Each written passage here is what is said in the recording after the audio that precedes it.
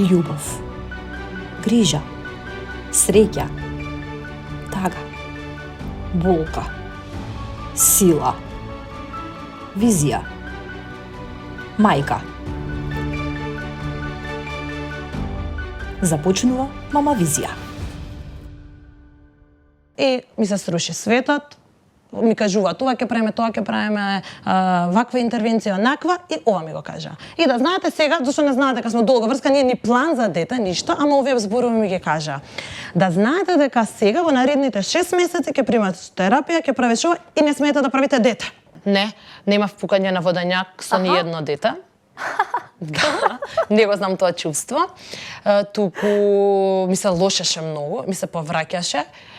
Тука имав една другарка што ми го имаше тоа кажано како симптом пред дека е за пораѓање и ми останало секогаш во главата. Јас имам млада мајка и од секогаш ми било во позадина тој, секогаш жената ми кажуваше да бидеш млада мајка, да родите. Значи, што чекате толку? Сата на 14 години бевме во врска пред да ме побара да му бидам жена. Ако се спомна третото дете и дека треба и дека сакаме и дека некој тука вака ми стоеше, тоа е Атанас.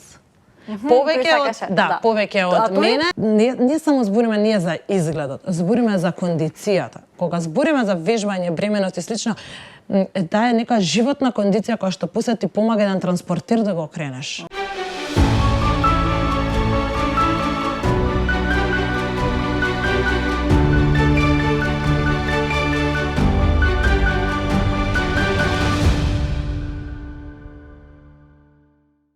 Добре дојдовте во Мама Визија. Во следните минути раскажуваме нова убава приказна за мајчинството.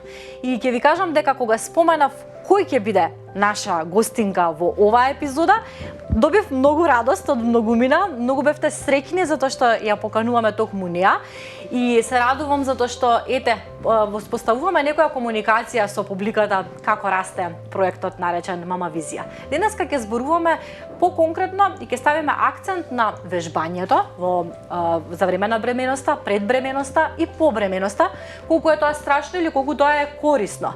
И кој ако не нашата гостинка ќе ни го раскаже тоа. Ќе зборуваме за здравиот начин на живот, за време на бременоста, пред бременоста и по бременоста, за здравиот начин на живот на вашите дечиња. Огромно задоволство ми е што наспроти мене ја имам Елена Бубало Михајловска, мајка на Зои, Андреј и Алексеј и сопруга на Атанас. Добре ден дојде. Добро ве најдош и благодарам и за поканата и за оваа прекрасна најава. Многу се радувам што те имаме и навистина многу жени кои што не следат кажаа дека навистина сакаат да те видат во Мама Визија. Она што прво сакам ќе одиме со ти, ако не ти пречи, значи некако така спонтано ми дојде. Она што сакам прво да прашам е вежбање во 9-тиот месец од бременоста. Мислам дека привлече огромно внимание со тоа видео и лоши коментари и добри коментари, голема поддршка. Елена, што значи вежбање, дигање тегови кога имаш бебе во себе? Да, прво пред се е важно што сме правиле претходно. Ако на некој 14 години го правил тоа, исто како некој што 14 години планинари, вежба па и јога да се превртуваш обратно и тоа за мене например беше надвор од комфорт зона, не успеав никогаш да го направам, а некој го прави, тоа е нешто што само за време на бременоста продолжува, умерено, со намален интензитет, некад појако, некад послабо, зависи се како се чувствуваме. Вежбањето со килажи, вежбањето со тежина е нешто што постојано се коментира, се зборови, се прашува и најглавното знаете што е да се праша, а колку смеам? А колку тежина? Нема колку. Нема тоа правила, ние сме различни луѓе, различна мускулна маса, имаме различно ни е силно, односно јако телото. И тоа што значи дека може тебе 5 килограми ти се тешки, а мене 50 килограми ми се лесни. Знаете што значи тежина и оптеретување? За да јас кога го правам тоа за време на бременоста, да ние правам преголемо оптеретување на телото. Значи јас, тоа така изгледа, да, ама мене тоа ми е сериозно многу лесно затоа што јас тоа го живеам, јас тоа го работам. Јас никогаш не би направила нешто што е небезбедно за моето бебе, за мене пред се, за децата што е претходно, нели сум ги родила и што ќе им требам, и ништо не би направила без дозвола на мојот специјалист, доктор, а од друга страна па сум тоа ми е специјалност, тоа го работам и автоматски тоа значи дека нешто сум учела, барем нешто, нели? Ние доказ жив издате Алексеј, да, сме читале, сме правиле. Јас верувам дека тоа не изгледа секогаш пријатно и убаво. И нели, и сега видете на 5 претходни видеа каде што правиме обични вежбички, обични на народот што ми изгледа, тоа е окей. На 6-тото видео кога ќе се види некоја тежина или нешто, тогаш се крева некоја фама и страф и ја разбирам, јас немам проблема да се бара објаснување и да се каже зошто е тоа така. Значи има веќе не е табу тема, се вежба, се прави, се стручени, се веќе се знае, се зборува за тоа и тоа само оди во една позитива. Има луѓе како мене што го поминавме тоа на многу потежок начин во смисла не подршка, коментари, тоа колку да си сигурен и колку да имаш само доверба во себе, знаете како во позадина страфтија особено нешто, нели нешто ако се случи, прво на тоа ќе му го препишат. Нема никој ништо нели да каже или нека ја би не би се објаснувала зашто нешто би настанало. Среќа за среќа, нели ние сите сме се добри, него сека тоа ми стоело, нели ние сме луѓе. Јас сум секогаш искрена, не дека не ми текнало, нешто сега кој се случи, ова е бремено, се знае, секоја една бремена жена во 9 месеци постои некаков ризик и си го носи тоа и старите зашто тоа го викаат и затоа се кјутело, се таело, само заради тоа, зашто тој ризик постои. И секогаш си викав, ако нешто не дај Боже се случи, секогаш главата сум викала, секогаш ќе ми го препишат дека би било и јас со тоа треба да се справам. И од една страна сум јака, се чувствувам за стабилна личност, дека знам што правам. Меѓутоа па сум жив човек на крајот од денот, јас имам своји емоции кои што треба да ги работам на нив, да ги контролирам. Сум имала подршка многу прво пред се дома и таа секогаш ме водела и сум знаела што правам. А и на крајот од денот салата ни била еден период, мислам буквално преполна со бремени жени, кога ќе видиш секад вика бе отворете една група сега као Никола Шата нас држи тренинг во сала вика лелела не можам. На оваа трудна тоа треба да идам, на оваа било второ тримесечие, земи си ги во една група. А како навистина тој се снаоѓа? Еве ајде ти како жена сигурно ти е лесно. Како тој се снаоѓа со затоа што учиме ние на тоа, имаме едукација и имаме што треба да се работи во прв триместар, што во втор, што се работи во трет. Плюс тоа се луѓе што вежбале кај нас и ние многу добро ги знаеме што можат да направат. Значи, некогаш не ги следиш правилата, па го следиш човекот, што исто така во секоја бранша да кажам нели е тоа така.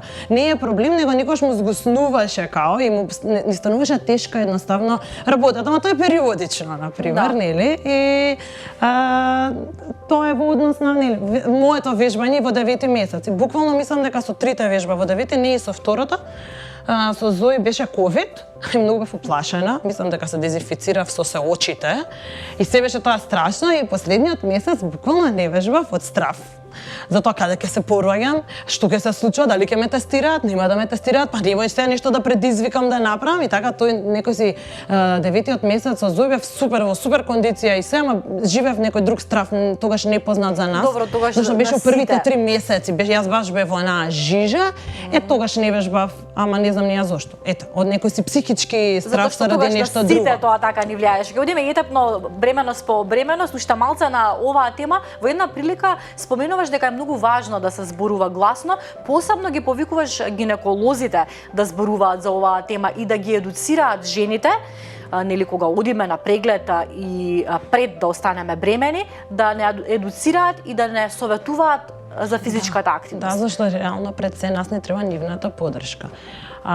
Тоа е нели ние никогаш барем јас како тренер и целиот наш тим никогаш нема пред нив да кажеме нешто, ние секогаш бараме дозвола дали сте биле дури ако треба и ако јас и многу гинеколози соработуваме и правиме муабети и се случуваме дури по телефон, кој ми каже тоа рече, тоа се случува, јас сум спремни да се јавам телефонски, да објаснам ситуацијата, да кажам не ми е тешко, зашто многу е лесно да се откажеме. Јас знам дека е борба, ако се откажеме ништо нема да постигнеме.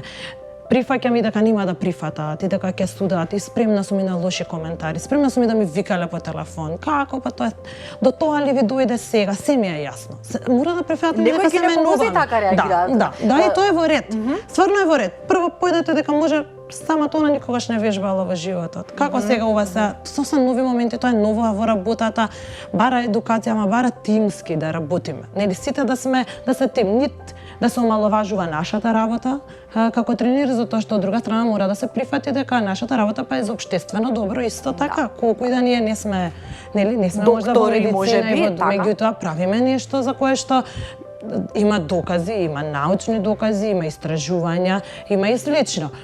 И ни треба таа поддршка. Јас секогаш ја викам и сакам и да ме научат и они нешто доколку треба ние нешто екстра да знаеме. Значи јас верувате, јас самата себе во тековните бременности низ овие што се помина тебе како 9 години ако ги рачунаме од првата бременост до сега, јас многу работи имам научено. Имам и сменето, затоа што се менували изворите на информации, сум запишувала нови курсеви, сум менувала на себе, сум пробувала различни техники од дишење до справување за време, за да можам сето тоа да го имплементирам. И сега веќе станувам сериозно се посигурна во тоа што го предлагам, што го зборувам, што го кажувам и немам проблем да разговарам на таа тема, немам проблем да примам сугестии од страна на нив. И ја сакам затоа што на вистина заедно, ако заеднички сето тоа го направиме, зошто да немаме? А на крајот и на денот личните примери на некоја мајка која што ете поминала на тренинг, кај вас зборувам се уште за бремена жена,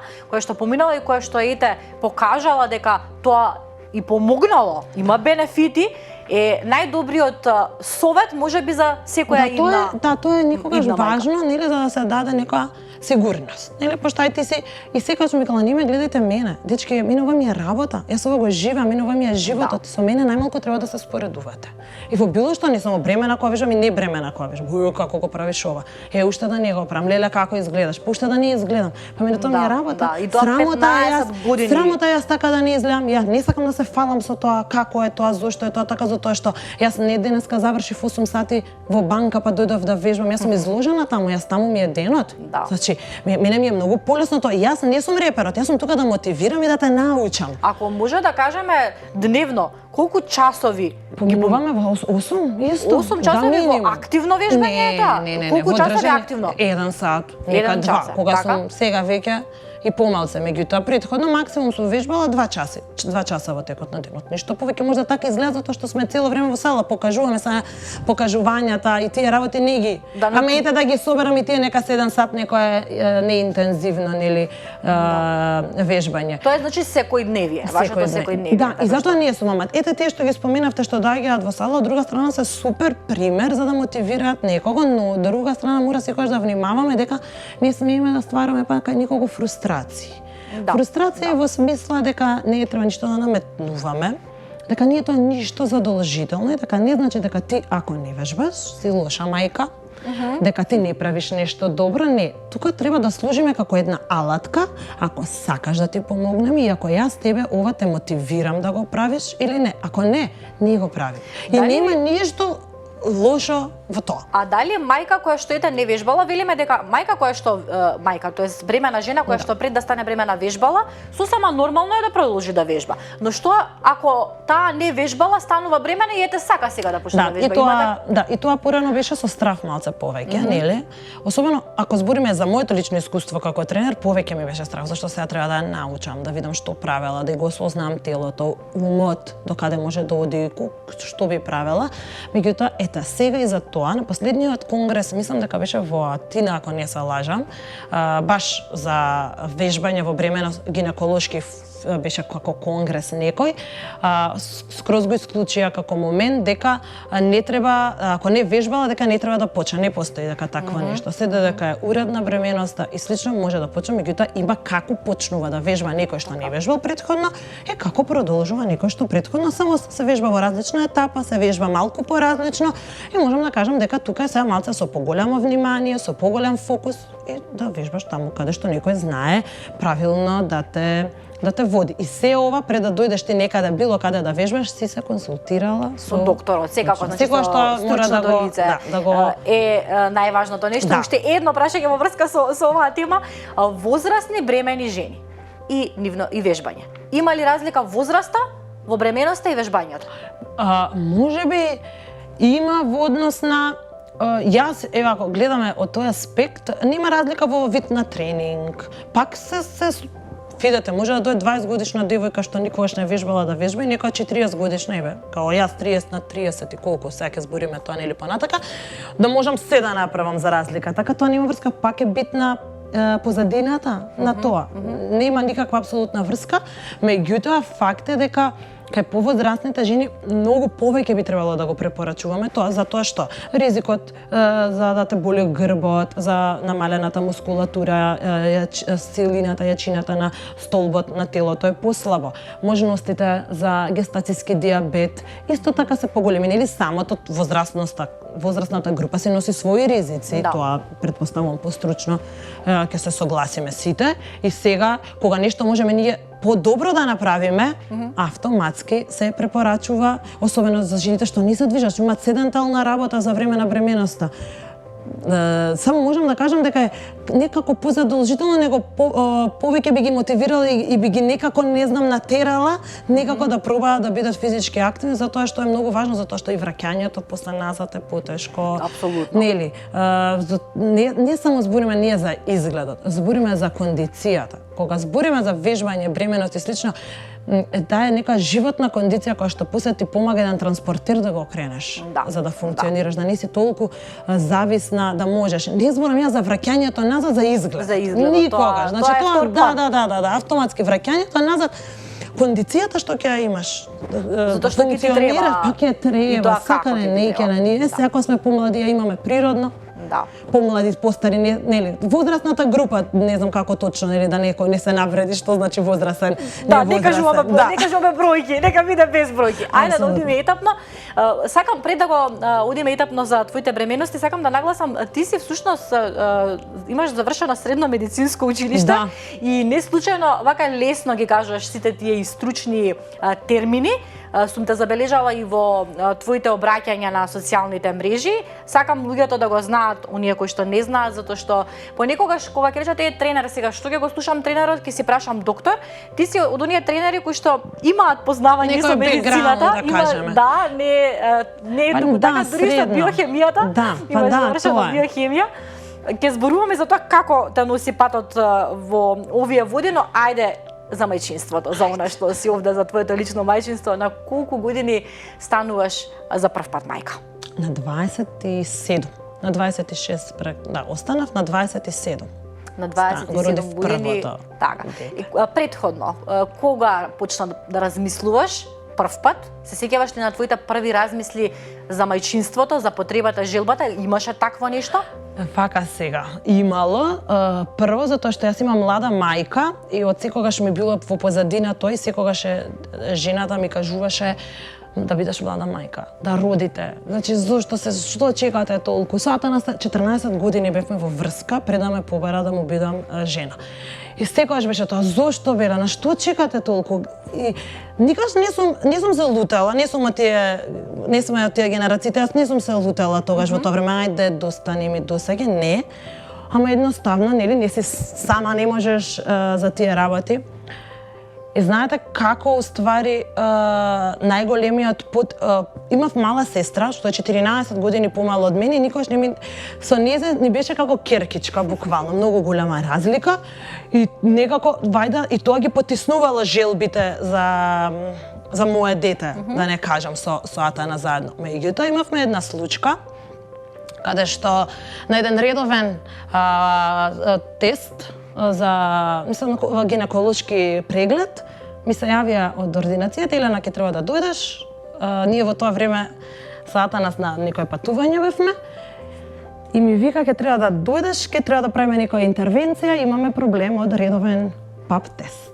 Добро, ја тогаш немаше толку информации каде што може да се чита, плачам во авион, плачам на патувањето, што е сега, ова немам никако да прочитам, па немам ни интернет колку имаше и немаше, како сме користеле, не памтам, ама знам дека патам таму Атана сме побара за жена. И така се ми се сруши некако. Ова е каде?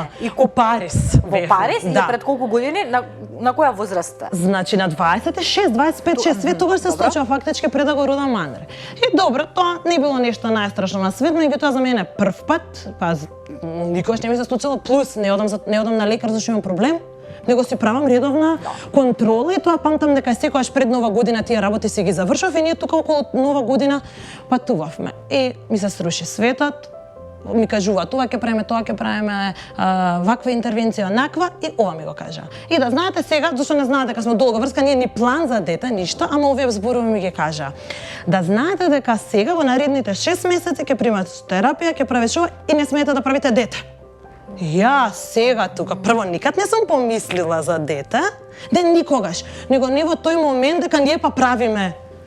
Не е било тоа. Да, план. него се они нели таму се тоа правиме дете, може сега не е така за на телевизија, за подкаст да го кажува. Меѓутоа тоа е прегледот. Така ни го кажуваат најнародски, највакво, јас се стојам и крај. И сега прво незнаење, еден куп поддршка во тоа време од дома за гинеколошки работи исто на ниво испод секое можно ниво. Значи прво не ни знаеле моите дека јас сум одела на прегледи редовни. Тоа е моето, вајда претпоставам и тоа што сум учела медицина, па некако тоа ме навело да одам на редовни прегледи. Не памтам зошто, искрено. Редовно секогаш сум одела. И тогаш ми се сруши све и многу се уплашив. И добро, разговараме, добро, се примам терапија, правам се како што треба. Поминуваат 6 месеци после терапијата, одам на контрола, све добро си била. Ма не храна менував, се што требаше све направив. Со таков страх да ме освести дека гледат што може да ми се случи, да не можам да имам деца. А никој не рече дека нема да можеме да имаме деца. Никој нешто, него дека трае терапијата, треба да сте мирни. Као толку беше муавета. И мене тоа ме освести некако, па мислам дека и јата не бевме ни земени. И после првата контрола, кога рекоа дека се во ред, јас останав бремена. Значи така, буквално, да.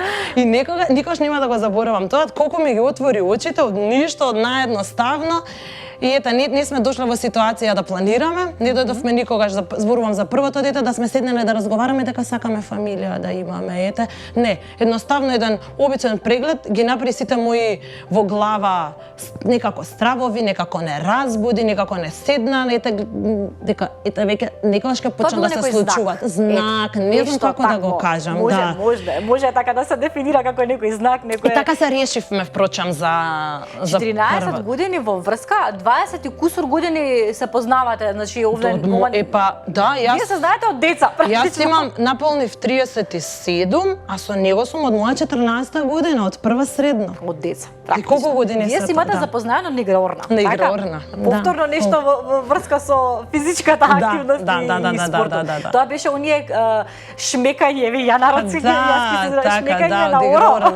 Да, ние сме играорци, мислам цел живот, особено Атанас, он и беше вработен во танец на времето.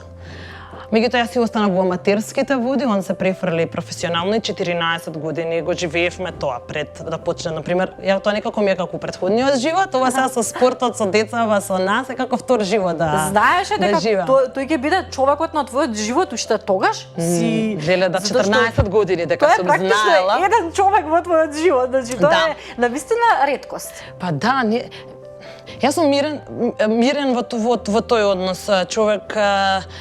Не знам, сакам стабилни работи, од секогаш кога све ми е средано некако у позадина, дури ги прифаќам и работите што можда не толку ми одговарале, ама да го имам мирот. Јас сакам да си го имам мирот и знам дека тоа не знам, нема пари со кои што може да се истиот купи. И знам да поминувам него работи и сме поменувале многу работи што не ми одговарале, ни на мене, претпоставувам и на него, меѓутоа морам да зборам во мое име.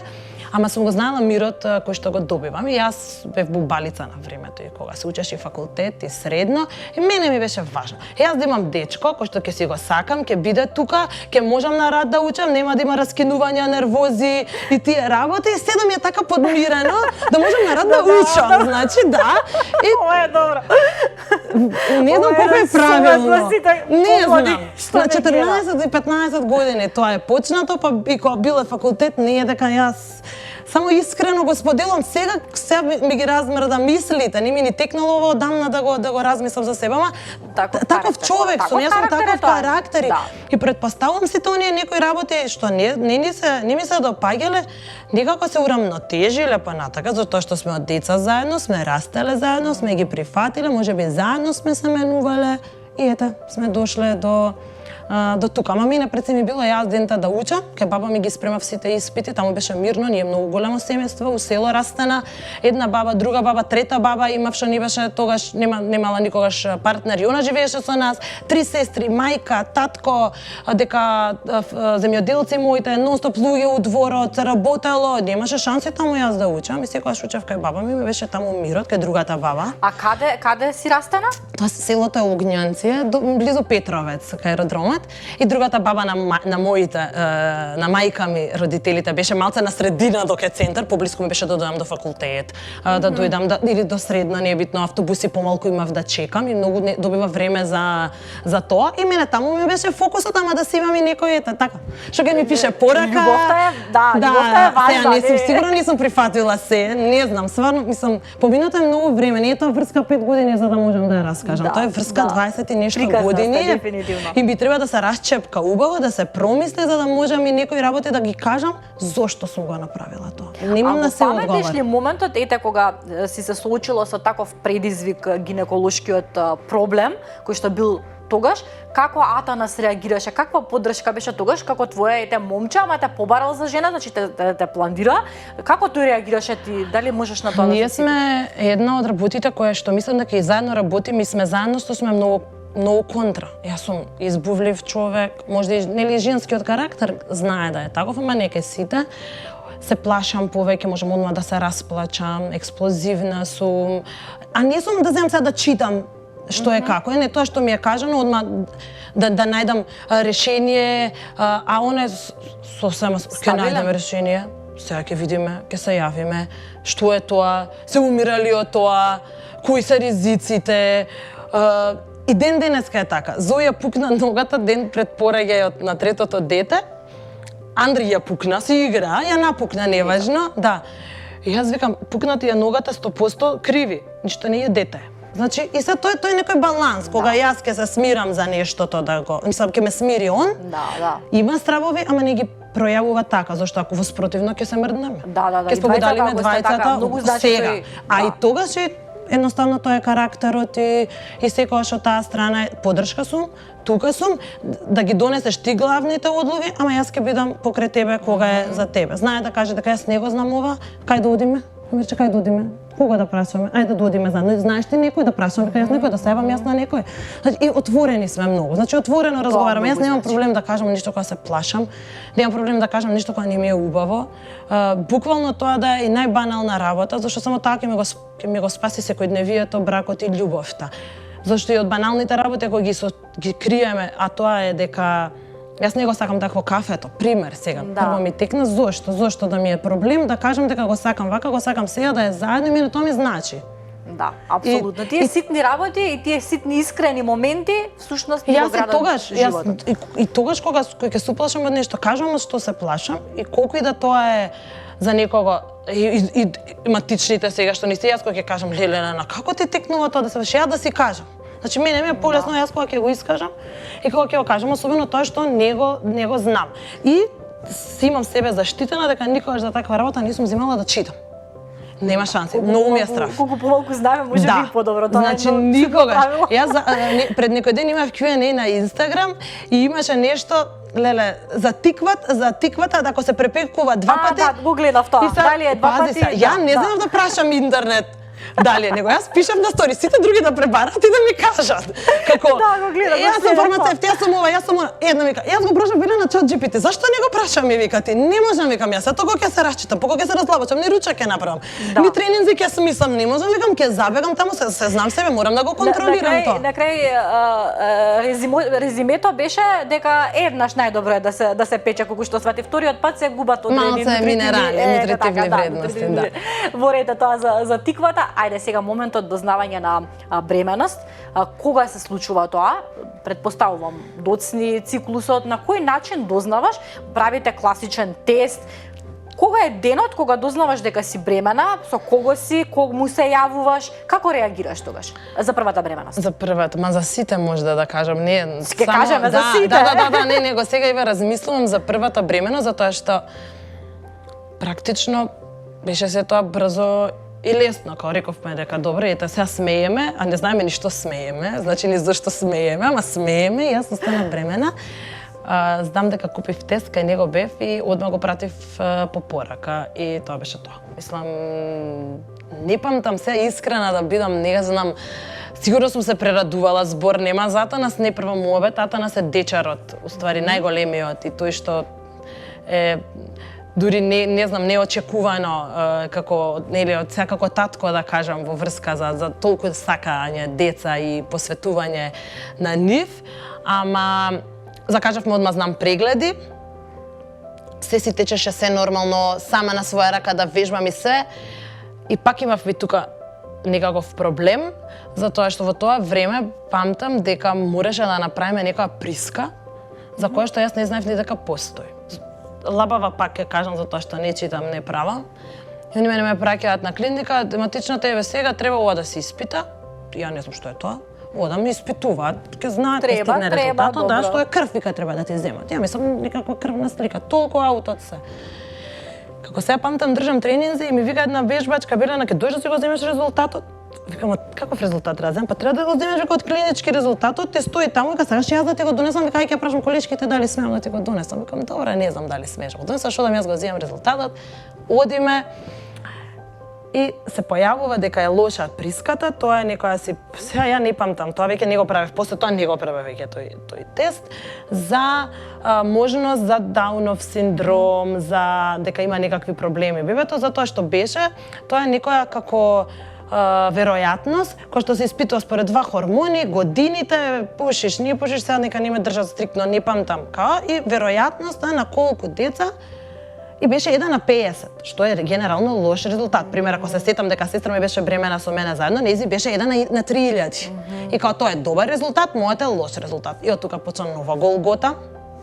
Одење ке не доктори, ке други да го видат, па да гледале на носната коска дали е добар, на вратната, палчињата како биле. А тоа си во кој месец од бременоста? Тоа се прави до 12-та недела. Значи, одма после срцевата реакција, памтам, како сега што ги правим, па тие се оние генетски испитувања сега што се прават, ама тогаш беше тоа првично и задолжително беше. Така. Барем тогаш беше задолжително. Може не било, сум слушала, јас сум таков човек.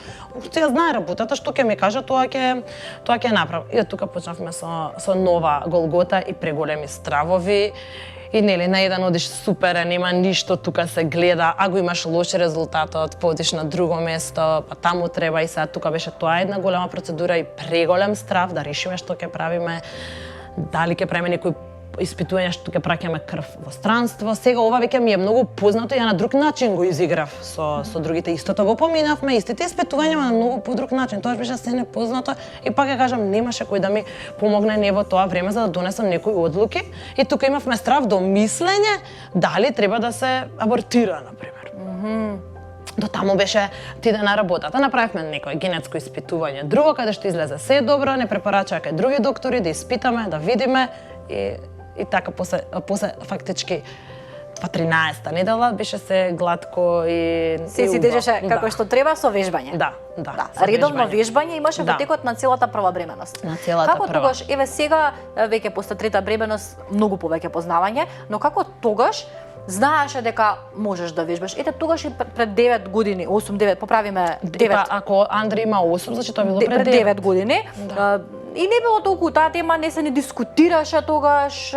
Како знаеше дека правиш нешто правилно? Не си имала ни со кого да се консултираш? Не, имав. Докторите беа против, матичните, кои што сега истите ми се уште се, мислам, прекрасни и немаме никаков проблем. Немав поддршка и го правевме се тоа со Атана заедно, знаејќи што правам и учејќи од материјали само кои што ги имам. И никогаш е подобро од мали книги, од мало нешто да се научи, него сега нели кога имаме пристап до секакви, пошто едно е кога се сведува на искуство, друго е кога се сведува на наука, знаење и истражување. И сега тука кога ќе се измешаа треба тема нели што и се случи на комшиката доека веќе беше бремена и сега тука нели хаос. Се криев, значи него тоа многу експресирав надвор дека вежбам, да се фалам, ништо за да си се заштитам тогаш сама себе.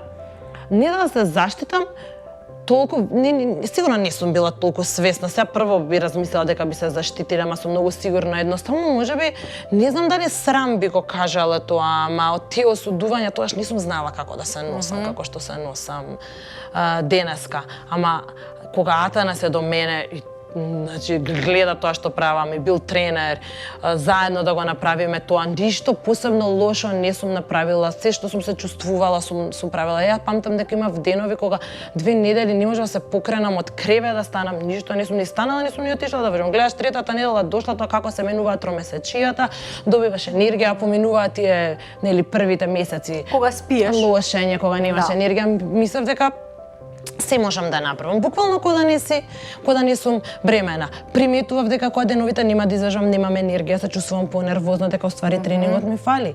На крајот, ако од психолошки аспект гледаме дека нештото што си го правил ти толку време и одеднаш не го направиш, па и не е така добро, не треба да се било што не е работата за спорт, за многу други работи. И за храна, и за секога нешто правиме нагло. Во една прилика ќе споменеш дека гинеколозите во странство, бидејќи ти соработуваш и со девојки од странство, но гинеколозите од странство напротив од ова што го зборуваме, советуваат бремените жени да вежбаат. Сакам да позборуваме малку за оваа тема. Јас тоа не сум го истражувала, ништо да се оградам, него јас држам онлайн часови, не само онлайн, ама кој што се лайв. Значи и си правиме муабет цело време. И сега кога ќе кажам бремените, правите ова, ве молам, или ќе кажам кај ти кој месеци, и он вака ми вика. У Норвешка сум јас, вика, 9 и сега бев на преглед, бабицата ми рече да сум се вратила да си правам тоа што сум го правела. Абе викам, не можам се онлайн толку да те пазам, не можам да добијам, не можам бојата на лицето да ти ја видам. Дај да престанеме се. Во рете 36-та, 37-та недела, нели се јас се плашам, не е дека јас се тоа го правам. Сериозна работа, е сепак одговорност. Не, вика, јас сега се вратив, ми рече се е супер, почнато е. Пази са што ми вика, почнато е. И вика, ја да продолжам да вежбам. Леле, викам. Затоа викам, Атанас, кога го плашиме со некои работи. Знае се кога во врска со тренинг, ама сега со некои работи, нели, нема... Пак ќе речам, не е ли жена? Тоа е една. Не поминал се. Значи, ги тераат буквално. Имав една што престана да вежба од не знам какви причини, работа, промена, живот и се, и почна многу да болат колковите. И отишла на гинеколог да се пожали на нели дека ја болат, добро и сега нели таму и прават прашање одедно тоа. Ова е во Холандија, што правеше ти? Вика, јас многу вежбав, бев активна. Добро, но сега вика не можам да вежбам, немам енергија, ми се лоши, ми се повраќа, не ми се вежба. Мораш да продолжиш да вежбаш. Значи, те болат заради тоа, ти замисли, вика, 15 години биле активни тие зглобови, тие мускули, се сега плюс доживува. Ширење карлицата, се менува сето тоа и затоа ти се болките. Не мораш да вежбаш тоа што си го вежбала. Не знам, ми вика, оди пешачи. Мораш да бидеш, мораш да станеш од кревет. Сега ти комплетно контра нешто си направила. Имаш уредна бремност, ти се лоши. Во рете, те разбирам дека ти се лоши. Не мораш да преш интензивни, значи ги враќаат, а таму и доаѓаат после со тоа дека треба да се физички активни. И ред други кои што само си имале уредна бременост, ќе ми се пријава дека се бремени и ќе отидат на контрола и ми викаат, окей, супер, имате ли тренер што знае да ве вежба, да си продолжите. Од таму, ама смеам ли, дури па, све смееш. Све смееш тоа што сте правеле, тоа правите, само движете се, не лежете, не јадете многу, многу отворено и на друг начин е... Компаративно со ова ми доаѓа едно интервју што ти го читав од неодамна, за жените кои што пушат кога остануваат бремени. Советите за тоа... Сме имале, затоа ми е некогаш така страв да зборувам. Не имавме бремени николку во сала, кои што како кажале дека се бремени и јас вежбам, као дали можам и сега во некоја си 8-9 недела, дали може да продолжам со тренинг. Тука вика така, со викање, до тебе ли ти дојде, до тренингот ли ти дојде, се на тоа ли ќе мислиш, сега чекај ова да го средиме, одма вие дали ќе вежбате. Значи, добро, тука нели се случува тоа што се случува, се продолжи да вежба, се веќе породена, денеска ми пише дека ќе се врати на тренинг, си најде друг доктор, некој што ќе прифати, некој кој што ќе дозволи бар да разговараме на темата и да ти кажам јас. Да се поместат тие граници. Ние критикуваме докторите со ова, напротив, секој има на крајот на денот, тие сигурно мислат добро за пациентот, но треба малце начинот, ние не го збориме никогаш, ова нема ништо сега што го кажа во врска со стручност. Да. Така, значи јас ништо не кажав дека некој доктор не.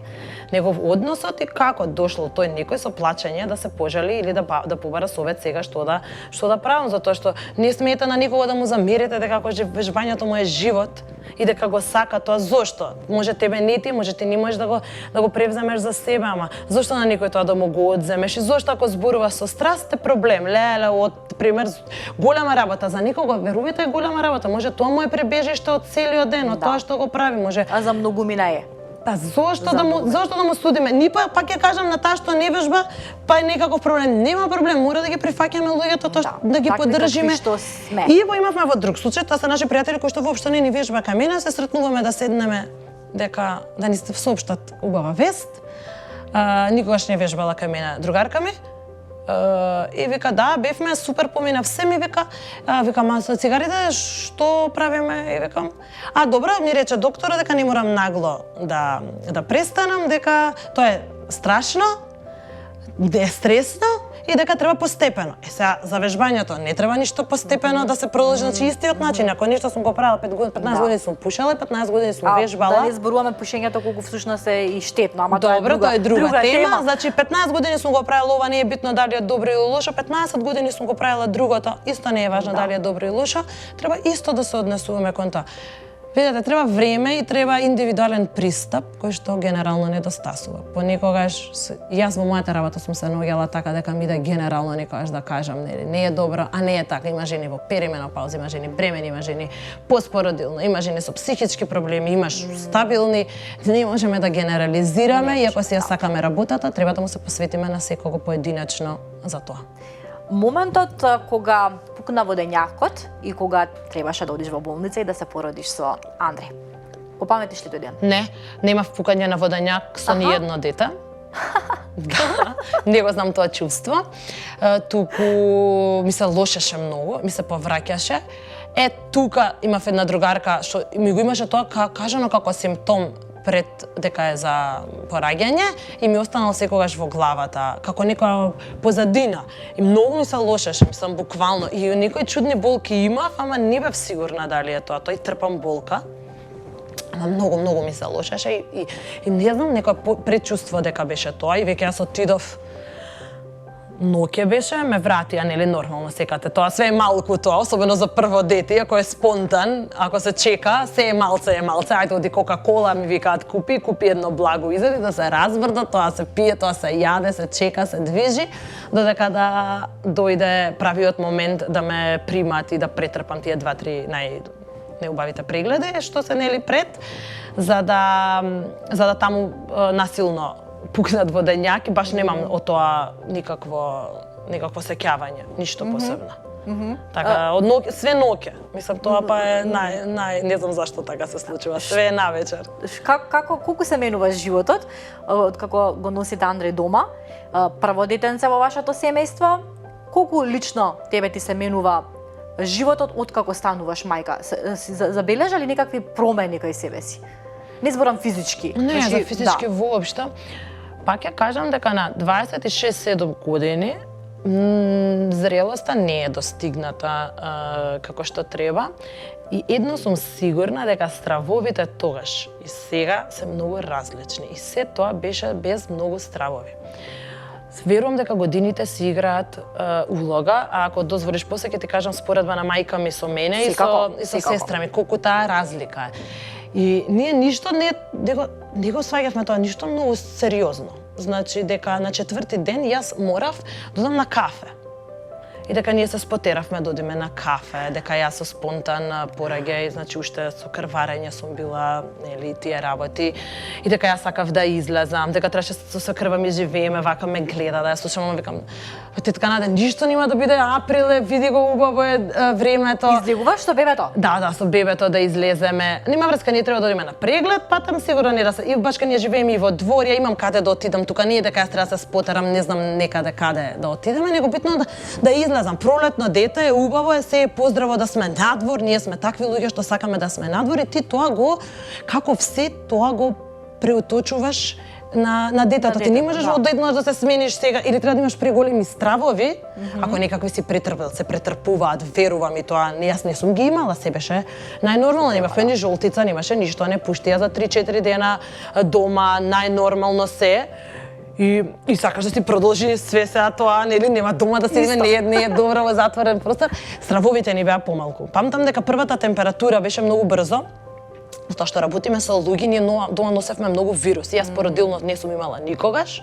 Морав да ја работам работата, пошто мене ако ме нема 9 месеци, не ми е таква работата. И одев со него во кенгур, памтам дека вежбачките ми купија кенгур за да не ме изгубела на час, кој што ќе биде од 0 месеци, кој што ќе може легнато да се носи само за да јас одам некако на часови. Не и се од тоа, него имавме период кога многу брзо многу рано почна да се разболува и април, да речем мајот, јуни, отидовме на преглед и рече добро ова е вирус и ќе трае 2 дена. 3, нормално е да има температура и слично. Океј, он има температура, ние нормално функционираме, токе мајка ми на гости секаде, затоа што тоа е нормално, ние го чуваме дома. При тоа не ни кажа колку температура е нормално, колку не е. Нели? 39,5, 40, ние се ни е настоа нормално. Му даваме парацетамол, се смирува, четвртиот ден веќе не поминува и си бај бук, си слушаме, ни рече дека ако четвртиот ден не е добро, четвртиот ден, пошто кога мене ќе ми кажам дека е тоа нормално и дека така поминува, зошто Немаш јас... паника. Па сега, Немавте паника. што можам да направам? Да. Јас нештото. Така ми кажала, ако му верувам и ако одам таму, тогаш не треба да одам и не треба да верувам. Морам некако да си ги улеснам и на себе и дома работите. Ако сум зарешила дека ќе верувам, верувам. И јас слушам. 3 дена има, ако после третиот ден не поминува, тогаш се прави крвна слика, како сега памтам, доаѓаше да видиме, ние после третиот ден не поминува, одиме и остане прашаат, добро, што беше, како беше, све беше супер, све сме направиле, а колку имаше температура, поекам 39,5-40, мало беби, почела да не кара, можела да дехидрира, му зочето, тоа итно се прави и сега веќе тука ненамерно, нели, ете таа една незрелост, може не дека е негрижа. Едноставно, колку што ми било кажано, толку сме направиле. Се беше супер, си завршивме на антибиотик, се средија работите, меѓутоа секој нешто нели поука правиме, меѓутоа полука и лекција, ама да. како Да сега само знам, добро, да, дека не сме паничари по природа. Тоа е природата ни е таква. Не е дека се трудам да не бидам таква или нешто, ама како поменуваат годините, се менуваат работите. Со оглед на тоа што сте и вие 3 деца, имаш 2 сестри, спомена една многу помала, 14 години помала и уште една средна. Ти си најстарата сестра, така, ако не сум грешка. Да. Ајде тука да го споменеме делот какво детство имавте вие, каква е вашата мајка, како би ја опишала мајка ти? Мајка ми, млада мајка, секогаш викаше.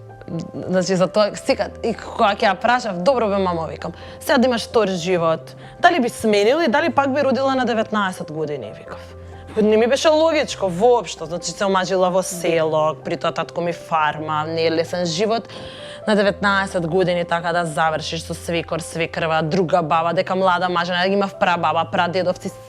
Тоа дворови со баби и дедовци, тоа беше све тоа тука околу и да дојдеш ти на 19 години тука, не е едноставна работа, значи тоа си носи последици. Она доаѓа од каде?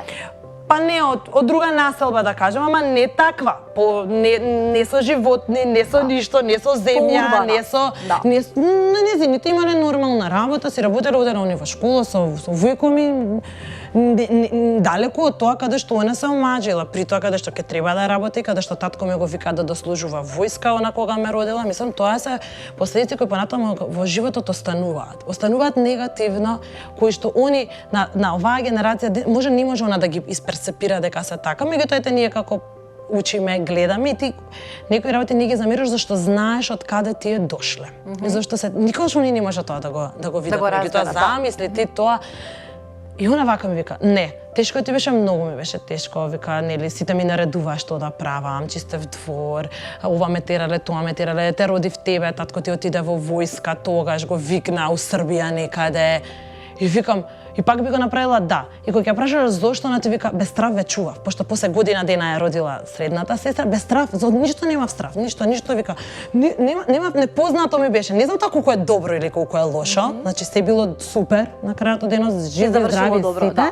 Да, вика, ама стравовите, таа психичка слобода што сум ја имала да ве растам и да уживам со вас, не можев никако да ја направам со третото дете, кое што го раѓа на 33 години патем, и кое што беше проблем памперс да и се смени, беше проблем кога заврши у Козле, беше тоа крај на светот, како сега памтам, у Козле сме некако бронхит фати Стефи, знам дека спомна дека посегнала пак да пропуши, толку тоа и било стресно. Верувам дека тоа сето стресно, меѓутоа и она како би се снашла, и тогаш сме се разболували, тогаш било, меѓутоа и како викаат, нема ист родител. Нели, децата немаат, без разлика што сме сестри или јас што имам три, сите деца да растат во различни услови, во различно време, вика, ниедно дете нема ист родител. Така затоа што сте и различни карактери, секоја засебно. Па и ние и они ги растат децата во различни услови, во различно време. Да, тоа е сосема има логика. Колку себе си откако се реализираш како мајка се пронаоѓаш во мајка ти. Дали имаш некакви, можеби, начин на воспитување, на однесување, се приметуваш себе си дека се претвораш во мајката или не? Па не многу, затоа што јас искрено работам на тоа да тие работи се што мене ми останале, сите имаме трауми од детство, нели? Не мора да се лоши, тие најлоши на свет, така, од викања, траума од детство и седењето на бетон, дека ќе настинеш. Чашата дека не сме тука, или памтам дека никад не сме во пижами да седам цел ден. Така, у двор па никако. Да се облечеш. Срамота кој добре, и сега тие некои работи проценувам и пробувам да ги направам, од типот дека кога ќе одиме во продавница, секогаш се кажувало, не може, тоа скапо е. Нема пари. И ние растеме 10-15 години дека немаме пари, а имаме се. Имаме кров, имаме храна, и одиме на одмори, живи здрави сме, ама немаме.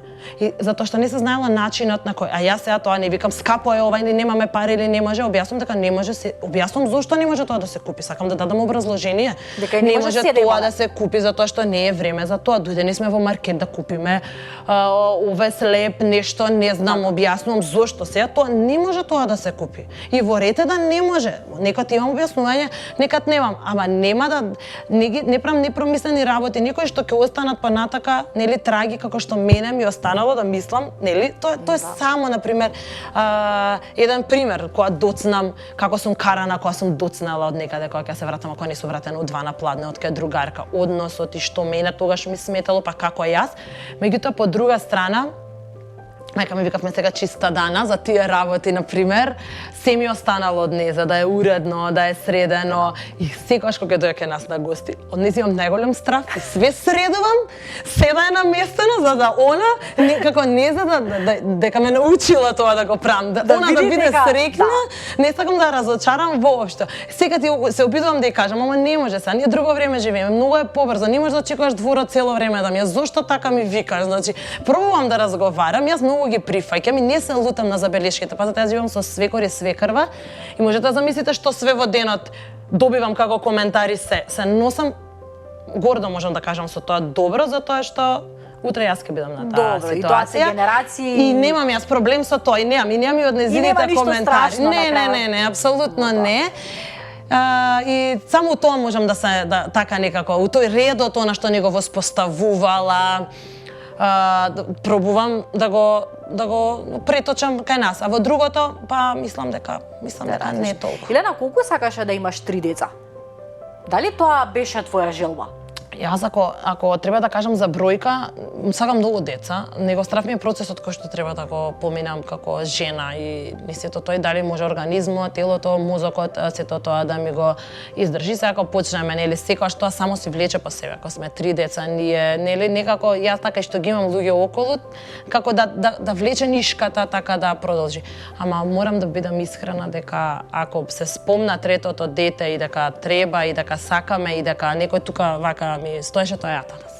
Повеќе од повеќе од мене. Тој има брат, сестра, како? Сестра има, која што исто има 3 дечиња, на пример. А вие значи секако имате некаква символика со 3 деца. И он е тој кој што и секогаш со умерено знам дека ти треба тоа да го направиш, нели, целиот систем да го износиш, да го поминеш и се не навалувам, ама да и секогаш ми каже. И кога ќе ги гледам и како растат, гледа какви се. Нели можеме се уште едно вика тука ти. Што ќе ни фали? Што сега си готвела за 2, а за 3? Како вика мајка ти? Исто е тоа. И така толку суптилно, убаво тоа ми го он мрежи во мозокот некако да требаше само мене мене ми требаше тој момент да се решам јас да го поминам пак тој цел процес, зашто мене работата ми е поврзана со физичкиот изглед, сега изглед. Немојте да ме сватите дека за стомачни зборувам, меѓутоа сепак физички сум активна, зашто јас ако 9 месеци имам патолошка бременост, јас не можам да одам на вака. Ако имам некоја компликација после породувањето, не е работа кога ќе добиам породилно. Работа е каде што ќе ме нема, а јас таму им требам, затоа што така е поставен нашиот систем и така е работата. За тоа пред да се вклучат камерите, дека вие лично сте го немале тој притисок за породилно отсуство и дали ќе се вратите на работа, но од друга страна пак ова е проблемот. Да, тоа е проблемот. Тоа е собствен бизнис, собствена работа, која што во рете има вработени семе, меѓутоа се знае енергијата и сето тоа кој ги носи и тој некаков страв кој што од една страна може себичен, не можам да го кажам, ама нели ние сме луѓе, се ни се врти низ главата.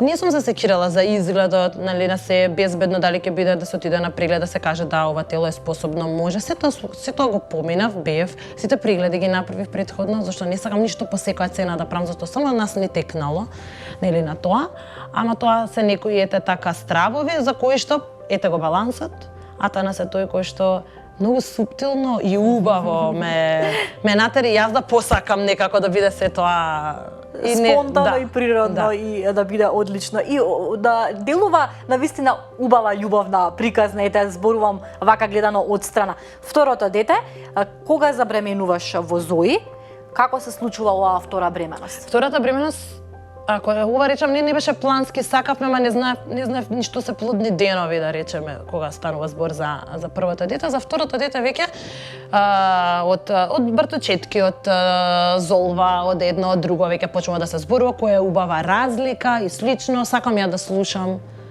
Ме интересира така кога некој близок да ми каже, да ме советува и беше многу просто и едноставно, дека 3 години е супер разлика, да се го изгушкам да оди, да се да разбира, да бидат некои 3-4 години.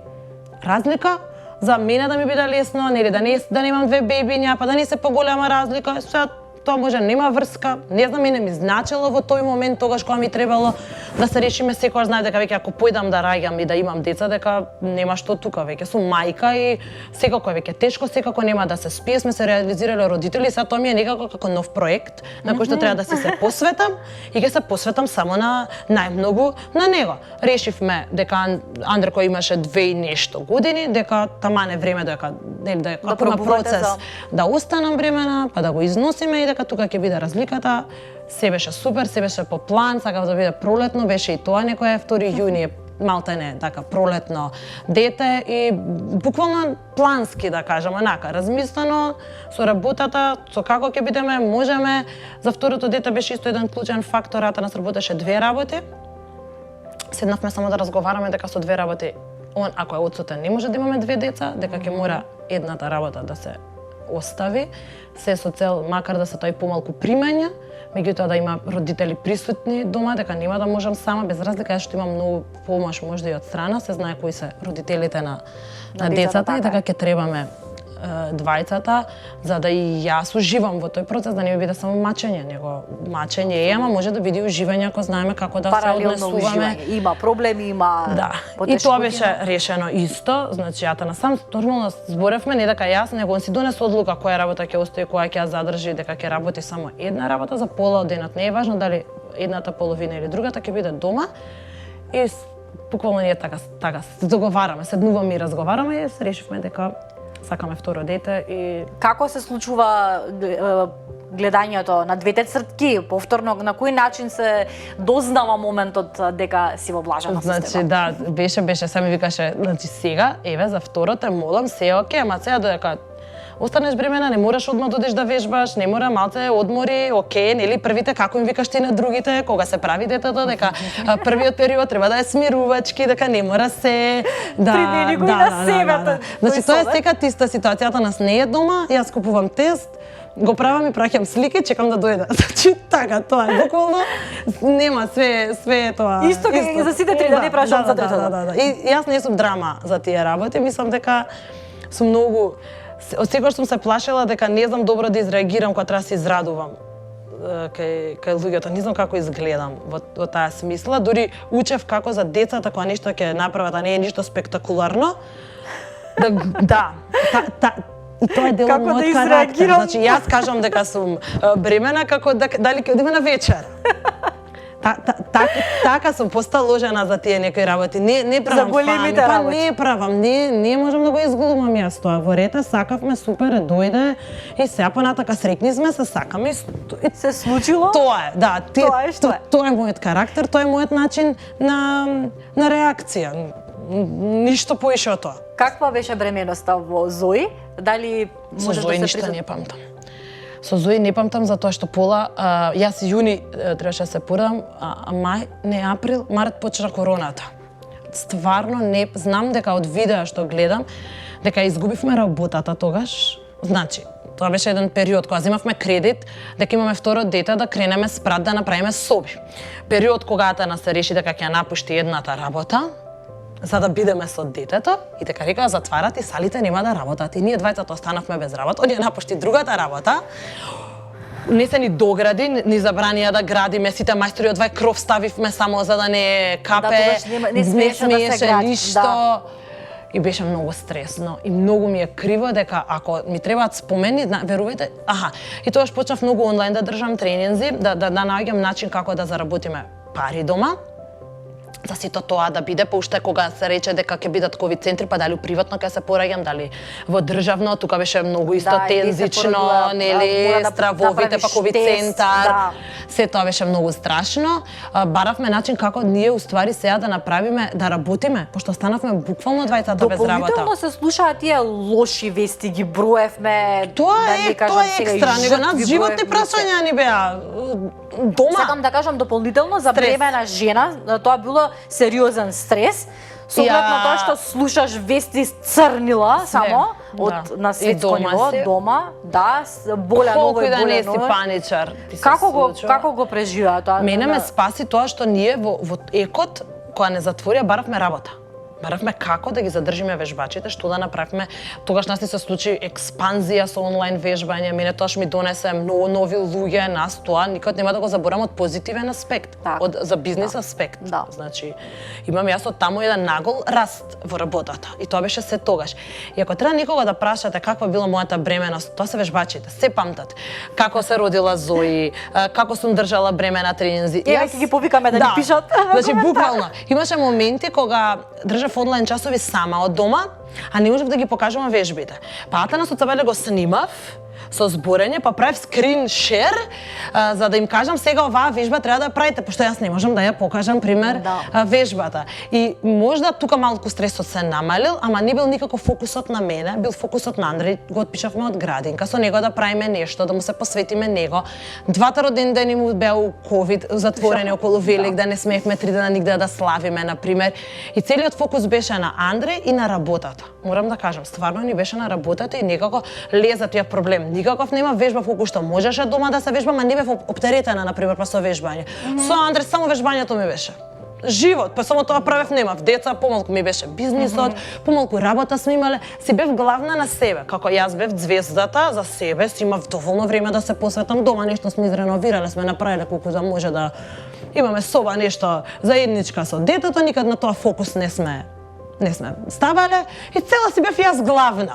Сега тука се сменија работите, фокусот беше на Андре, од една страна стравот и од една страна како да направиме да работам, зашто ќе се поредам и мора од нешто да го продолжиме на некаков начин бизнисот кој што финансискиот дел кој што е сега важен е, нели исто.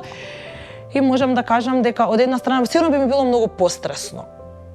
додека, ама фокусот кога ќе го стргнеш да не мислиш на тоа, на друга страна полесно поминува. Тогаш не си ни свесен дека всушност ти не размислуваш за тоа, ама еве сега кога се враќаме години наназад, сваќаш дека ти не си го ни размислувала. Да, многу ми е фасцинантно интересно кај тебе вежбањето со дете во рака. Тоа или дете до тебе, значи дете спие. Тоа, да, ја не сум од тие што сум пробала да спијам кога и они спијат. Прво јас, мозокот ми е таков, јас кога и да сакам тоа power nap се би дала. На светот секоја нова година ми е таа желба да можам да се исклучам на 20 минути, да задремам малку, не можам тоа да го направам, треба да работам сигурно, са не ќе ми пишат од другарките што работат такви работи, дека ќе ми помогнат, само не сум им дозволила. Ја заборавив вежбањето со дете во рака. Детето, да, и со бебе. Јас кога ќе заспиела, сега ми било нешто за себе да направам. Да, а не да поспијам, ама ето, да извежбам. Вежбањето е дел од мене. Значи, а Андреј некако стана сериозен вежбач на мали години, затоа што многу се изложен. Е тоа, изложени се од малецки. Колку да сакавме да кажеме дека и средната као помалку даваше многу голем отпор и нати дека не сакам. Зои? Да, не сакам јас, не сакам и викавме леле, толку не гледа, ама само малце покасно почна и незиното. Тоа е на крајот дека не ги тераш, они се изложени. Сега се малце повеќе изложени од некој што вежба само 1 сат во денот. Ние во сала сум им носела јадење, во сала сум носела се, релаксатори, онакви за чување се, за да има и они гледаат. Секој дневието има тоа. Да, и кога е изложени кога гледа, мора да признаме дека е малку полесно. Не она све дека е за браво само. Изложени се, таква ми е работата, исто како што има деца што, еве, пример, свекор ми многу знае да заварува и такви работи, истото го прави и Андреј, пак знае, сака, знае да чепка, знае да прави, тоа не е затоа што му го наметнуваме, него ни го гледаат. И сега, нормално е дека ти сакаш да помогнеш, да кажеш, да ги научиш, не можеш да наметнеш со сила ништо, меѓутоа многу е важно што гледаат, за да истото, нели, тоа они го прават. Вежбањето покрај дете исто така ми било дели од работата, за да, нели, сега сум и на социјални мрежи, па сакаш да измотивираш, сакаш да придобиеш и мајки некои што не им е возможно. Никад нело тоа кај некого мотивација, за жал кај некого секогаш ќе донесе фрустрација, многу е важна перцепцијата, од која страна ги гледаме работите, меѓутоа, да не кажам дека едно е што сум го правила, едно е, можам да кажам дека особено во периодот со Зои ми било и дел од работата. Нели, пошто ги користиме и социјалните медиуми, нели, како нешто што ќе натераш некого, ќе направиш нешто добро за некого. Тоа дека успеваш да мотивираш многу е доказ токму тие социјални мрежи, токму тие коментари, таа твоја непосредност со твоите следбеници на Инстаграм, јас те следам и на вистина. Мислам само дека сум искрена, бајта. Не знам што е, ама имаш некоја моќ, така да кажам, да ги мотивираш жените, затоа што гледам и на тие ваши групни часови што се случува и часови во природа, каков интерес има и кај повозрасна публика, ќе речам, а кај вас дополнително е интересно е тоа што им овозможувате на родителите да дојдат со децата. Да.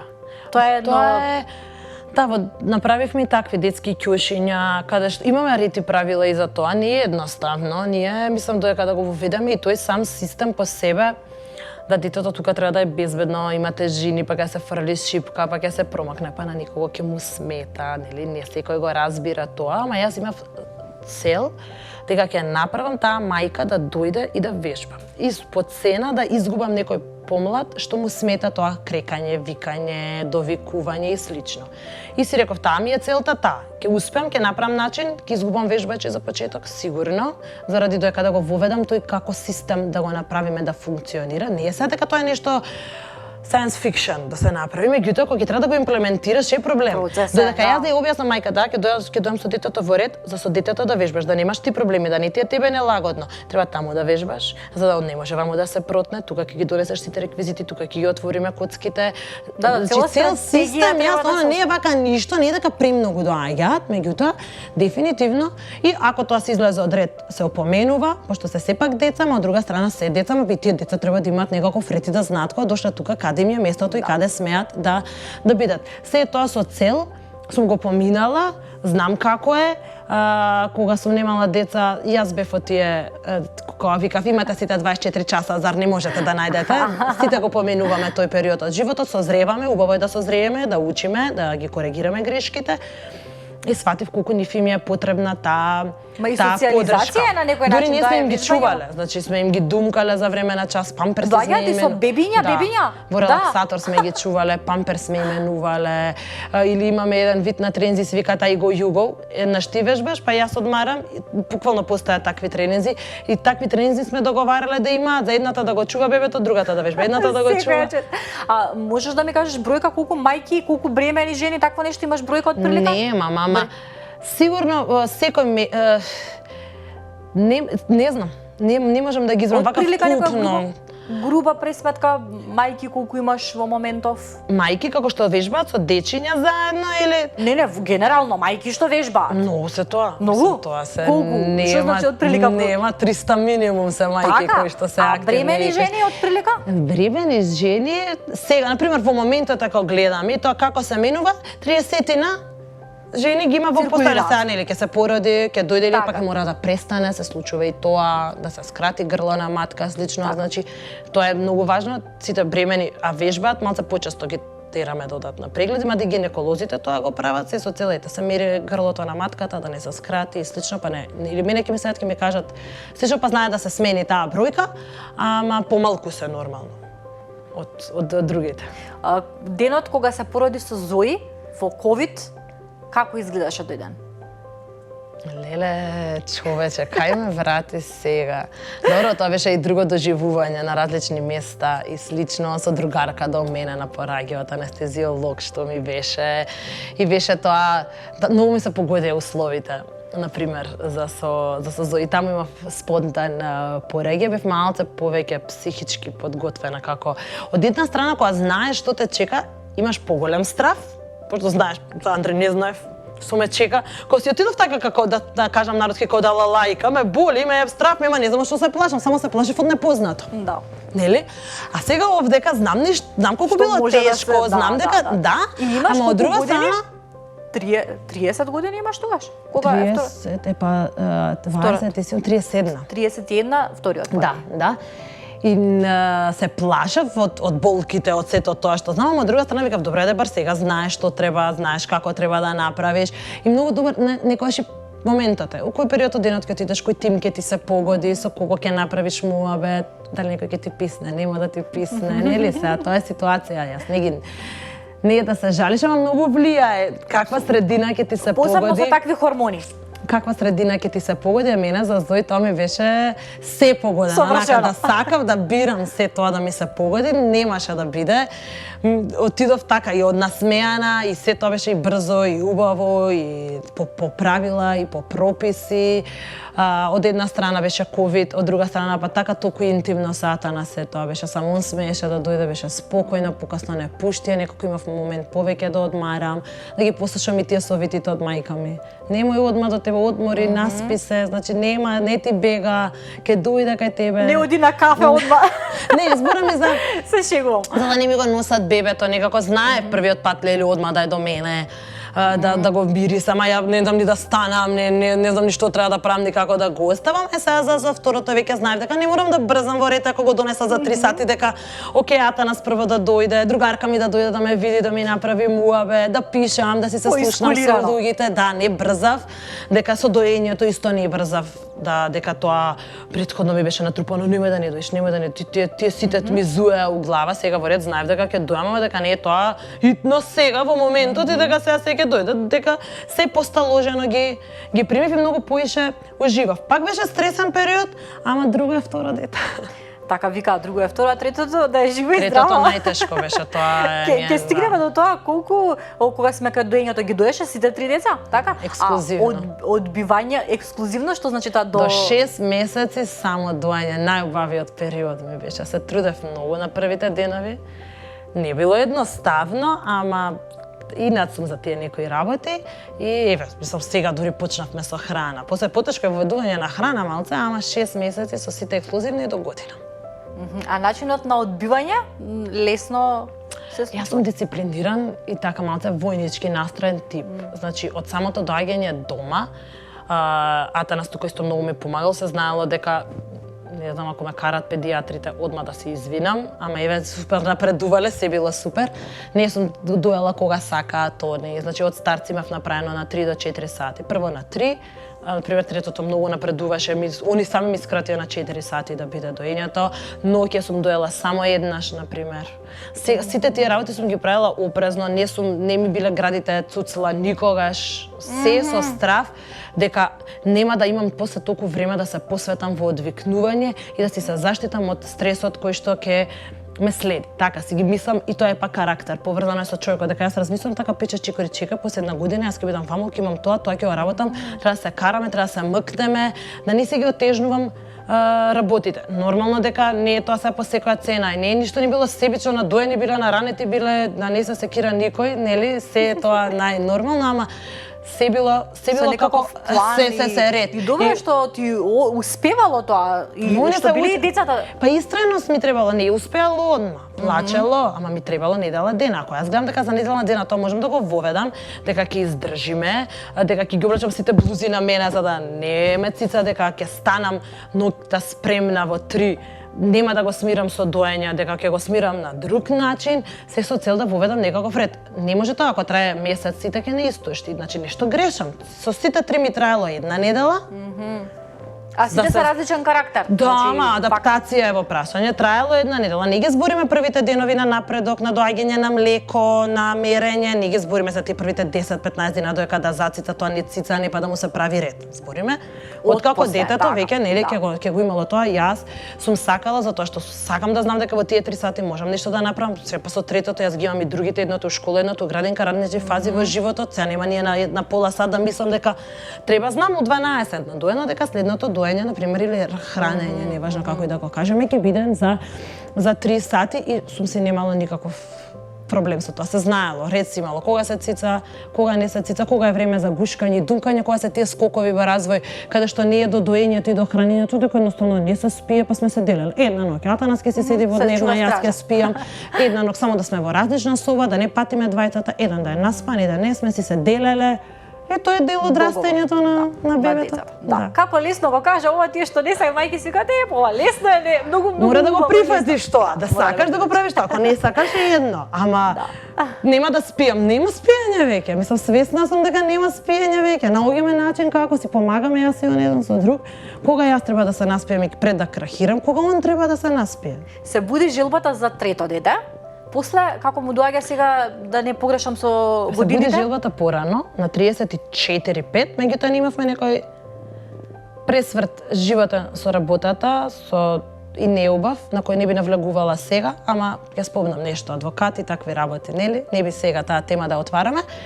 И ми беше многу стресна. И кога ние веќе, како исто беше по план, пак да бидат со Зои 3 до 4 години разлика, меѓутоа јас не бев спремна, решени дека ќе идеме на трето дете, но реков не можам во овој стрес. Сакам тоа да ми биде повторно уживање. Многу ми е страв сега, не сум спремна психички, многу стресно ми дојде таа ситуација која што требаше да се реши година дена и викам дали е тоа себично, низ таков стрес да растам тука некој секој што ќе му пренесам, нели? Тоа треба да е уживање, не е само работа која што треба да ја завршам, не е тоа таск еден, све се решили, сад така ќе гледаме, чекавме тоа да помине, све помине како што треба и затоа излезе малце покасно една година, да, исто мислам решени дека нели сакаме трето бебе, сакавме исто пролетно, ама не знам како пред мартот излезе, лошо сме пресметале. Да, и мислам буквално со порна пареа и дури некако сум многу полес.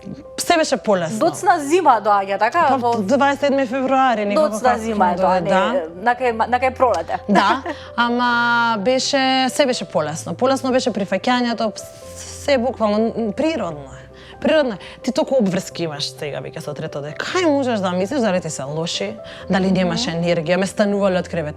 Ке дојдам дома, ми се лоши, Андре вика леле пак ли ќе лежи мама дома, само ќе лежи ли во кревет.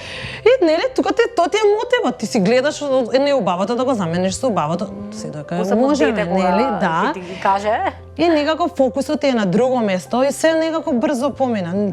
можам да кажам дека, и зашто ми се сеќавањата ми се, најлесна ми беше самата бременост, уживањето во незе, радоста која што ќе донесе, сето тоа, дека имаш на колку па да кажеш, па што ни взборуваш на Андре не сме му кажувале на 3 години толку многу да. Сега веќе имаш големи деца, па да на друг споделиш. начин, се на друг начин, буквално на друг начин беше, како нешто ново Тие се беше. радува, како тие како братче и сестриче Не беа свесни, ме гледаат и дека они се израснати во сала и до кога ти со стомаков ќе бидеш има некои така чудни прашања. Па да го видиме, да немаше ништо да лажам дека имале. Сестриче, тоа има некоја желба? Едното машкото си сакаше машко, женското си сакаше женско, нормално и пропати за тоа дека нема мене да ме играат. Мислам дека тоа природно е.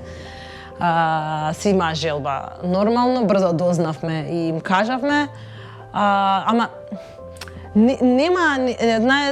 немаше глума нешто посебно или нешто паѓање во несвес. Знаеш, женското така Зојда дојдеше нека да го баци стомакот, па до кај Андре поголем, он имаше чудни прашања, како излегува од тука, јас ли бе вака тука, така, таму прашања каде што требаше да размислам како би ги одговорила, па одевме заедно на прегледи, чисто за да не тоа од мојата уста и не добро одговорено.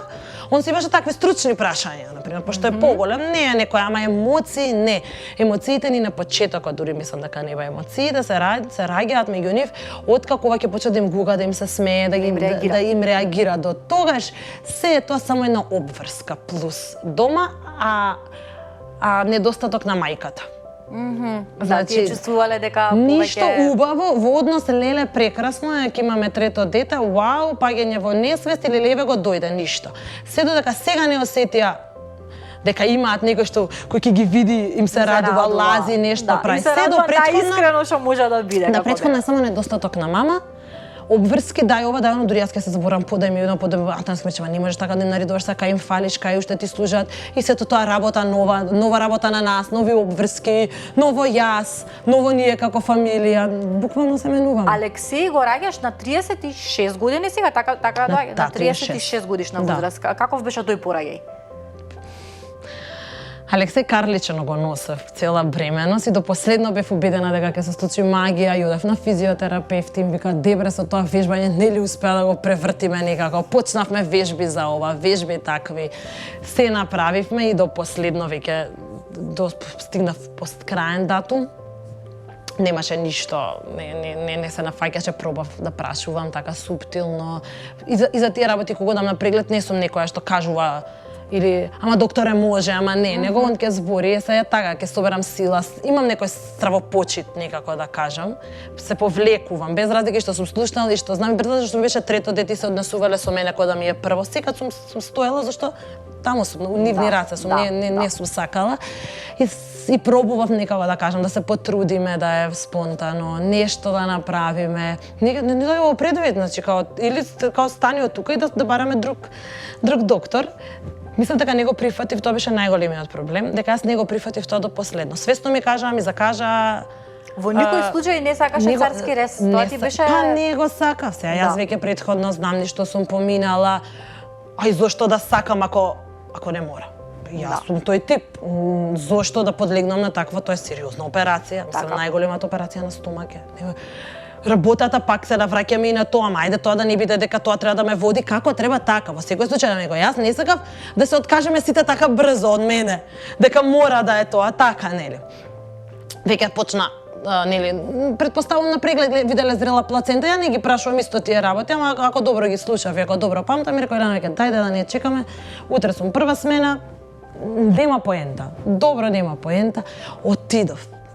Заврши се. Некој минимален стрес пак имав од непознато, ама не бев свесна и не бев спремна и не го прифатив. Тоа што не го прифатив, така лошо беше станувањето од постпородилните 2-3 дена, мисля најголемиот хорор што го имам доживеано во животот и кога ќе кажав, ти викаш што толку еве јас сум, сестра ми е со 2 царски ми објаснувала. Да. Мислам дека моето неприфаќање, мојата психичка не состојба направи да негативна мисла, негативна енергија. Јас тоа да не можам да го пребродам и да беа моите пеколни 5 дена во болница. Мислам, све направив што требаше и за бебето, и за себе, и и со доење си отидовме повторно таму. Успеав, се успеав. Војник сум, значи немам проблем да ги направам работите, ама некои работи се посилни од нас. Така, Јас тоа ќе си го памтам како една работа која што не сме да ми се повтори во животот за друго нешто. И такви неприфаќања на некои работи кои што ќе кажете, една животна лекција која што ми ја донесе и се беше отпаново. Јас толку бев бременоста ми беше предобра, ми беше најлесна, нели? Тоа беше се супер. Така. И мислев така се ќе тече. Од таму па натака, после од пораѓајот ми беше како прво дете. Ете, не е ништо како што планирам. Ништо. Беше се отпаново. Од што се роди едно сосема поинакво дете од нив. Ете сега, мислам, не знам колку е тоа, тука со атопични дерматити, најбело на свет. Од другата нега за себе, која што јас не можам да станам. Не можев, негата за себе е различна, нели, после едниот вид на пораги, после другиот вид на пораги, како јас спремна дека све знам, ја тука се можам, нели, не се случи. Тоа и ми беше на вистина, не знам, да го кажам како неубаво, ако смеам, ама неубаво искуство за себе, кое што работев на себе, имав помош, го пребродив, ама во тие моменти с џабе не се враќа назад, тој стрес и сето тоа што го доживеав и го поминав, и се е заради тоа, зашто сите го поминале, тој сигурно не го поминале толку страшно, нели? Тоа е така, ама што ти прави главата на крајот од денот, дека јас отидов, знаев каде одам, и на одење викав ќе сменат, само себе се обедов во нешто, ќе сменат двајцава, сега нешто 100% ме знаат. Само се правам филмови, пораѓаш и со Зој сигурно знае, викам дека нешто ќе сменима, нема врска, нема што да се смени човече, тоа е факт, така. И дека не треба така. Значи ова е така еден, можда не знам, не сум јас некоја што треба да давам совети, ама некојаш нечие искуство може да помогне, дека само треба да ги прифатиме работите стварно полесно. Да, ете, ми е следно, како да ми ги прочитам мислите, едно од прашањата, односно следното ми е тоа. Генерално, еве, како мајка на 3 деца, ако треба да дадеш совет на идните мајки, кој би бил клучниот совет од она што си го научила од себе си, од овие 3 бременности, 3 дечиња дома? Да, дека никогаш, едно е кога некој вака ќе сподели искуство, дека ништо не треба да се зима дека ќе биде кај нас, дека ке мене тоа ќе се случи. Ниеден страв што некој го пребродува не значи дека тебе ќе ти се случи, нели? Тие се главните работи за тоа што, ама од друга страна и ти како идна мајка не треба па многу за све, нели, да сакаш да ги дознаеш, пошто се полнеш, требаш да се што повеќе да се изолираш, нели, од некои такви работи, знаејќи се себе колку тие истите би ти влијаеле. Треба да си реален према себе, во тие моменти да најдеш само нешто што позитивно ќе ти влијае. Мора да се прави филтер за тоа што сето тоа само ќе придонесе, нели, за полесно да течат работите. Зашто што би правеле со стравовите, ако ги, мислам, лесно е да се каже од една страна, ама на крајот секој може да сака да ни помогне. Ако ние сами на себе не најдеме начин како би си помогнали, не ставиме. Ја работев на себе, јас последните 3 месеци знаев дека ќе биде така, верував дека ќе се случат чуда и е позитивно, затоа си позитивно си мислев, нели, јас на крајот се зафркнав. Ама пред тоа мислев позитивно сите, ја ги слушав само тие што ми кажуваат дека им се свртело на крај. Ја не ги слушав тие другите што не им се свртело. Дека има и такви. Да, јас негаш не сакаме да ги признаеме. Тој што ќе каже, не го слушав. Зошто да ми ствара сега си викам негативно на мене? Јас не сум од таа група, јас сум од Ивана ќе слушам, Ивана рече тоа го правила, ја тие некои вежби прави све. Значи јас си го улесна последните 3 месеци, веќе клеле се молевме, на секој еден пример прво тоа се гледаше. Ама ете, и тоа се заборава. Како ги добиваат имињата Алексеј, Зои и Андреј? Имињата. Андреј било секој желба да имам прво женско дете да се вика Андреја. И така се преточи тоа во Андреј. Немаше Атанас никаков проблем со тоа, на Атанас Андреј. Зои го доби името бев бремена на една новогодишна забава од градинка, се даваа пакетчиња и некој извика сега треба да го земе Зои пакетчето и тука и Атанас и Андреј рекоа леле какво е ова име, што е ова, имавме еден другар, као тоа е живот, значи живот, зоолошка, жив свет, има убава символика и остана така. И ете не да не второто да се одбере. А за третото беше смешки, мислам, кои све имиња не дојдоа, нели прво ајде децата да ги слушаме. И се они ќе кажат нешто, сакаме да се вика Дамјан беше. Добро, и доаѓа еден ден, јас да ти кажам, и Марко нека се вика ако треба, и sad сваќаш дека не им значи, дека зошто сега нели да ставаме, сакајќи да го исполниш, да се договори, дека они толку нема барем кај моите. Верувам дека може некој стварно има за цртан филм има свашта, не ми текнува сега, ма се им текнуваш и не беше тоа нешто дека сериозно они така. И на крај јас реков дали ќе се сосложите пошто машките не се на А-та на Сандри, да барам некое име на А, кое што ќе ни одговара, нема да биде специфично или нешто, ќе ни биде звучно и така остана да биде Алексеј, како што е бел. Алексеј му одговара комплетно некако. Да. Како изгледа животот со 3 деца?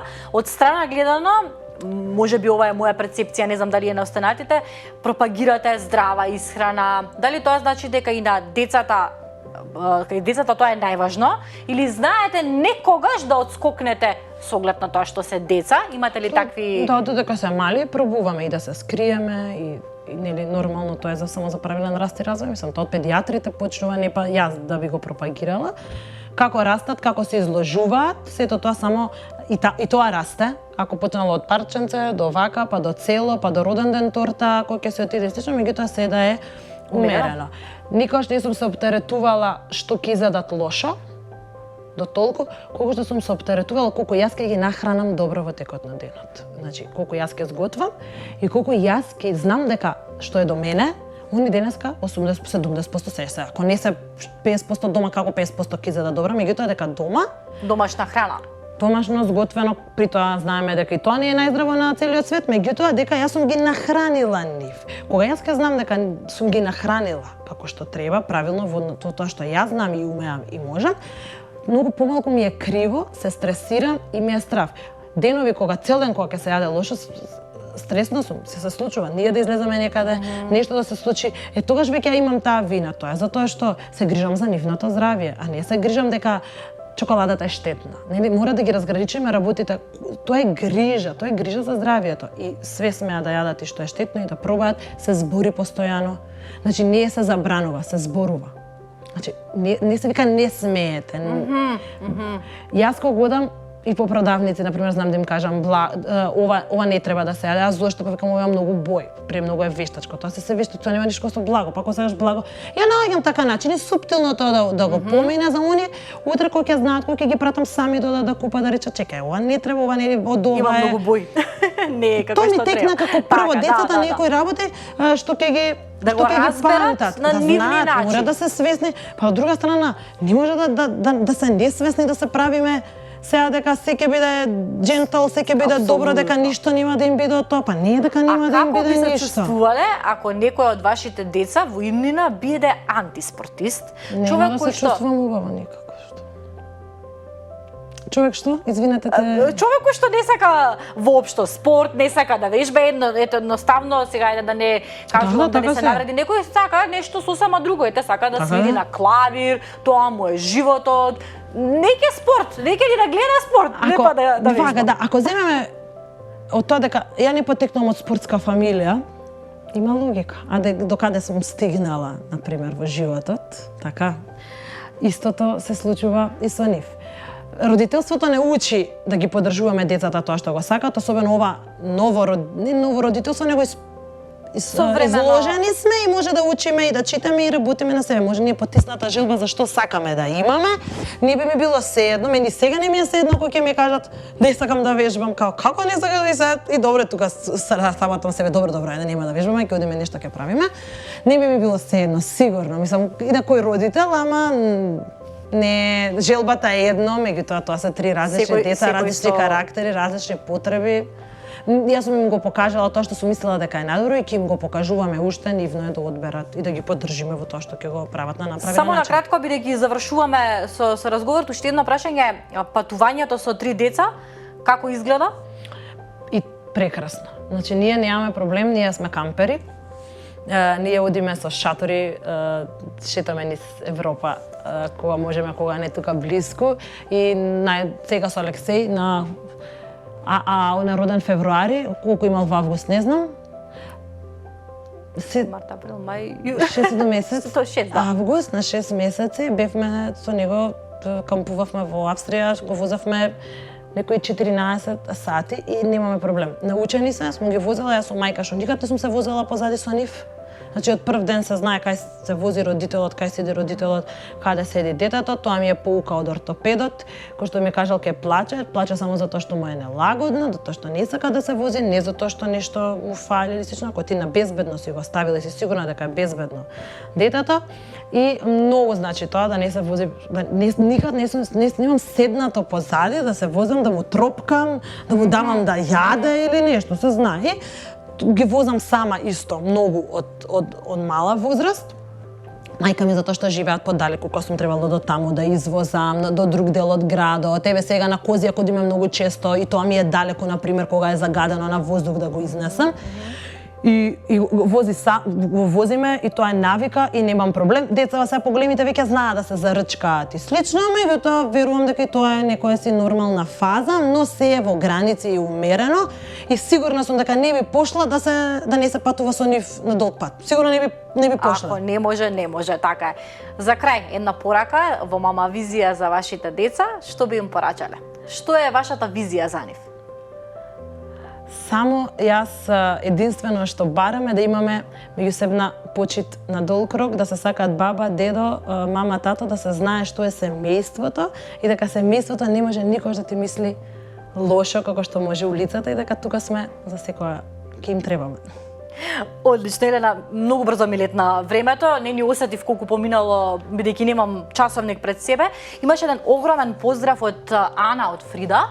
Значи, ми рече многу да те поздравам и ова е еден убав подарок специјално направен за тебе. Фала и многу на. Се надевам дека ќе ти го краси домот, ќе ги потсетам нашите. Благодарам уште еднаш за целото искуство кое што го сподели со нашите гледачи. Навистина ми беше задоволство што имавме можност и прилика да го слушнеме твоето мајчинство. Да, фала на поканата и ете, многу е убаво вака кога може да се сподели, секогаш треба да се земе само во пресред дека тоа е искуство, дека нели не секогаш се правила, меѓутоа од сечие искуство можеме да извлечеме некоја поука, ништо да примениме, па може и да не го разубави денот, зошто да не. Некоја убава приказна нечија не значи дека не треба да се слушне за да имаме поубав и поинспиративен ден. Верувам дека твојата приказна ќе сакаат да ја слушнат многумина. Благодарам уште еднаш. Да, ќе се заблагодариме на Фрида, цвеќарницата кој што благодарение на кој што од минатата епизода Мама Визија добива свој мирис. Се заблагодарувам секако и на бутик Дона кој што се грижат за тоа